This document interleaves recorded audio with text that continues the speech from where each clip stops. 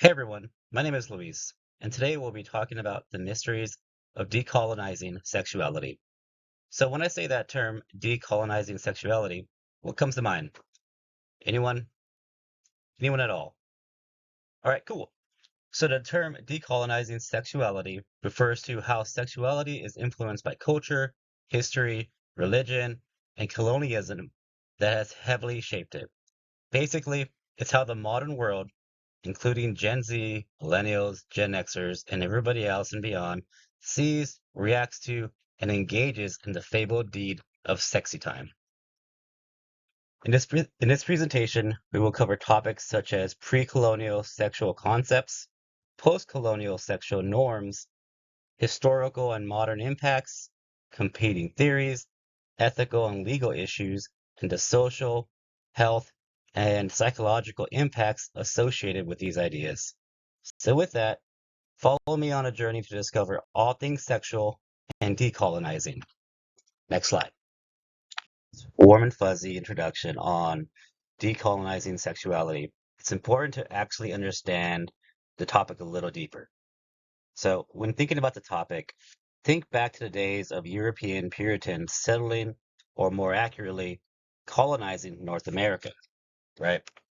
As we know, Europeans colonized the land while bringing with them their religion, laws, culture, and social expectations, including their beliefs about sex, which was probably mostly missionary. A major factor shaping social and sexual norms at the time was religion, as most, if not all Europeans identified as devout Christians.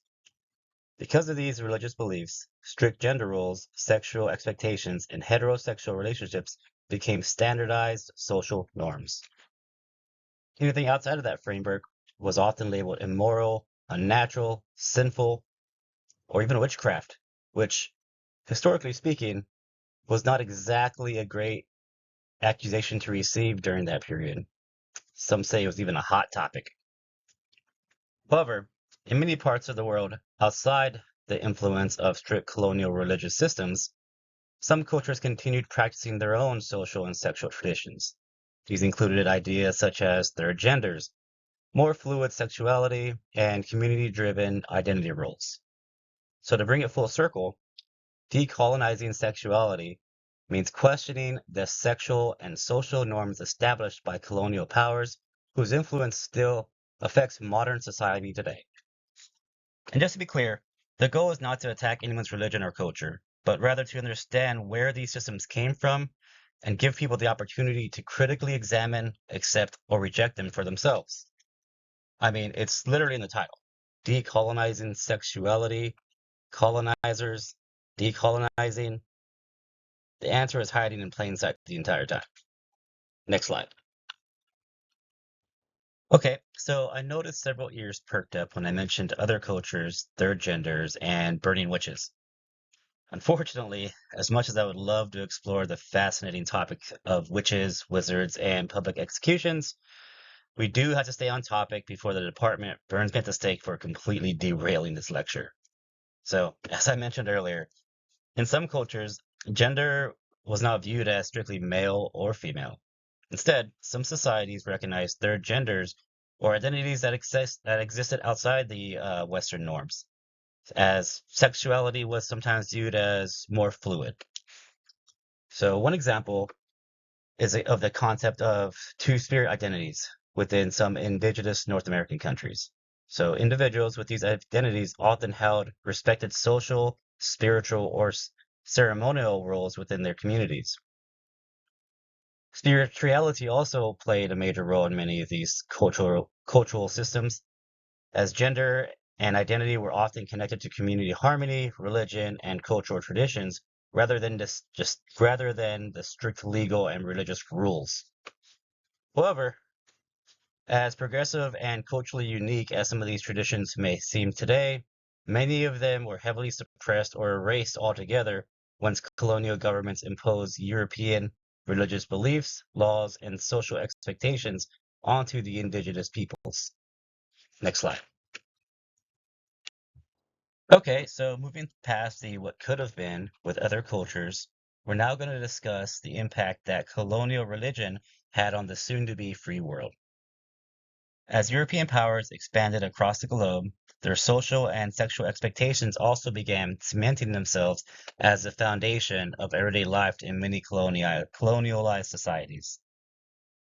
During this era, religious institutions gained significant influence, often using the word of the good book to shape what social and sexual behavior should look like.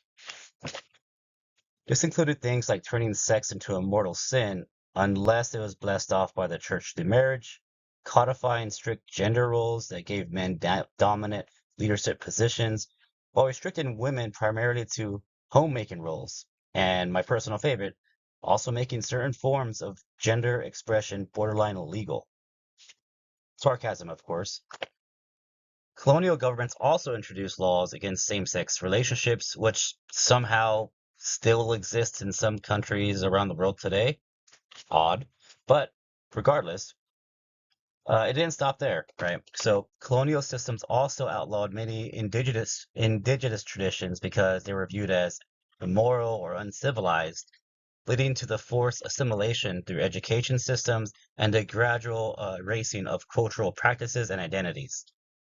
Now, fast forward to 2006, we can still see some of these same social and sexual norms influencing society today. Next slide.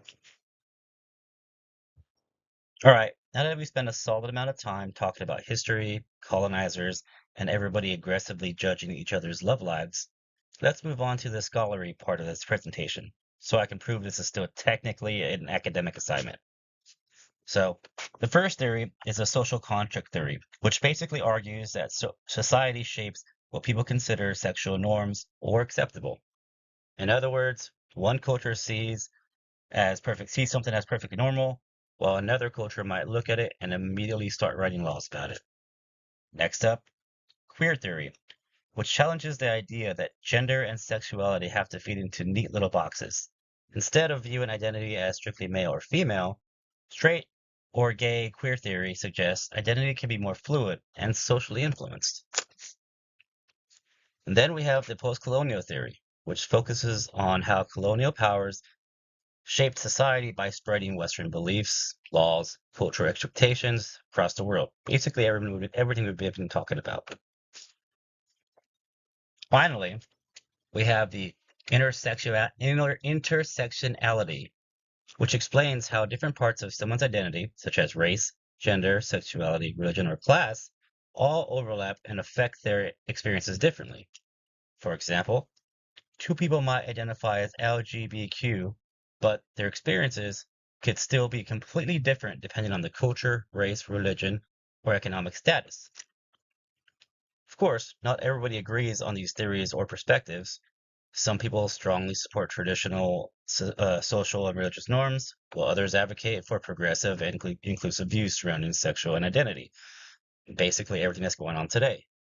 So, with that, humanity is still collectively arguing about sex, gender, and relationships, just now with college vocabulary and PowerPoint presentations for students in San Francisco College. Next slide. All right, guys, slide 6. We are officially more than halfway done and only 4 more slides away from you guys enjoying the rest of your decolonized sexual summer. So, mental health is everyone's favorite excuse to get out of work, right? Joking, of course. As we all know, mental health plays a major role in the overall holistic health.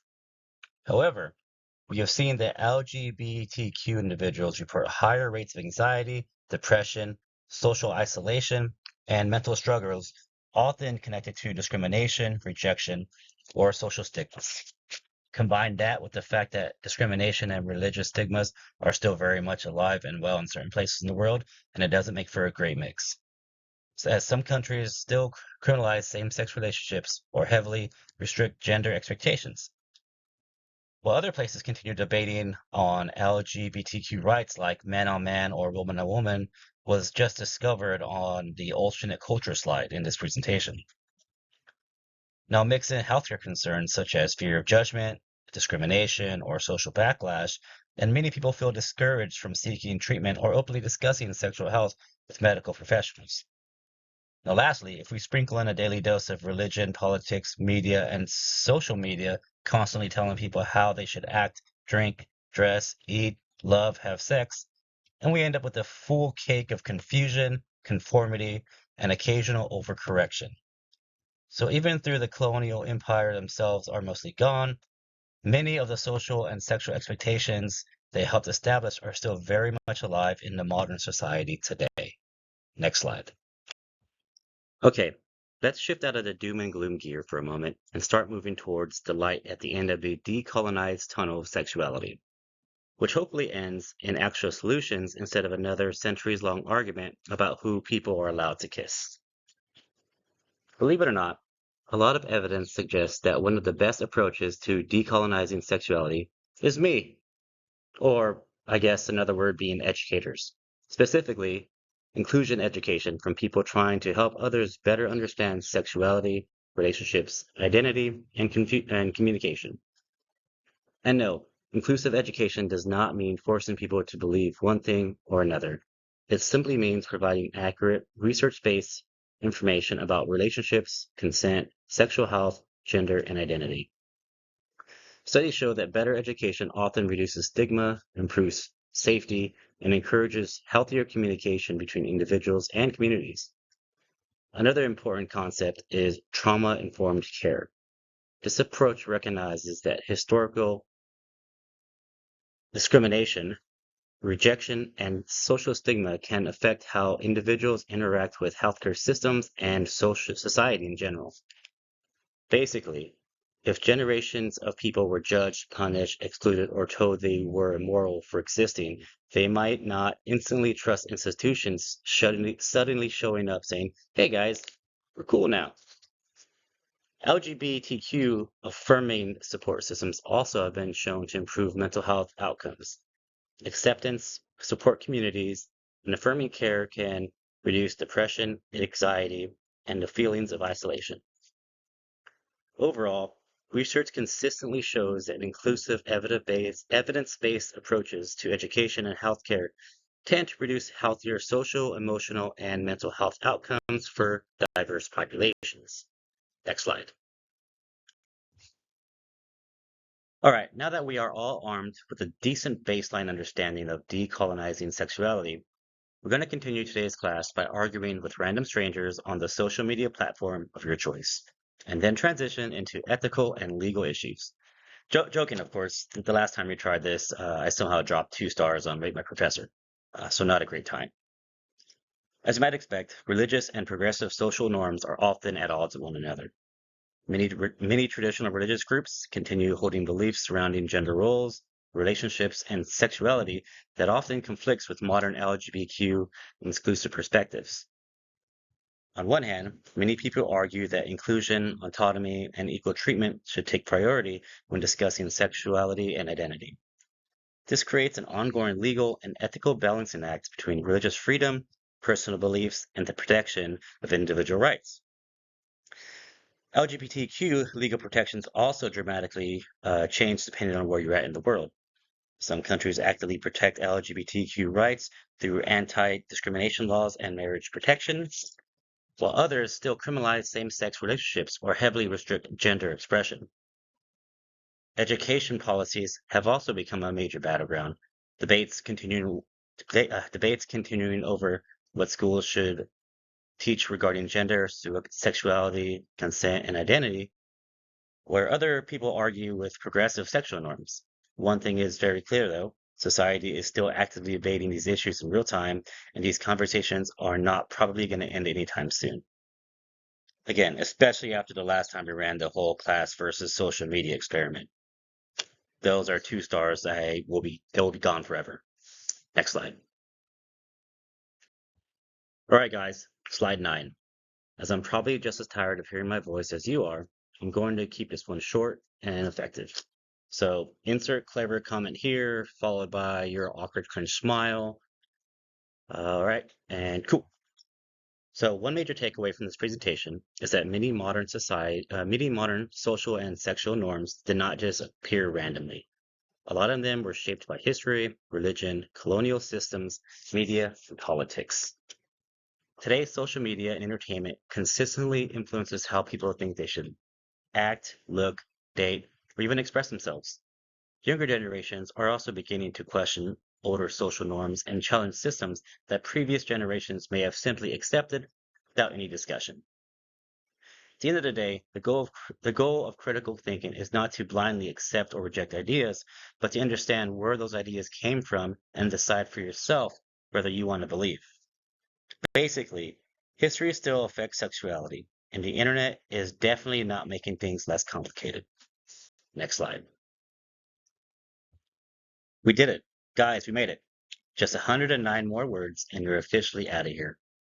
One major takeaway is that many modern ideas surrounding gender, relationships, and sexuality were heavily shaped by history, religion, colonial systems, and politics. At the same time, society continues evolving, and more people are beginning to question older norms while supporting more inclusive and evidence-based approaches to sexuality and identity. Ultimately, decolonizing sexuality is not about forcing beliefs on people. It is about understanding where these systems came from and thinking critically about how they still influence society today. Thank you guys for listening, and remember, go to Rate My Professor and help me get those 2 stars back. Adios.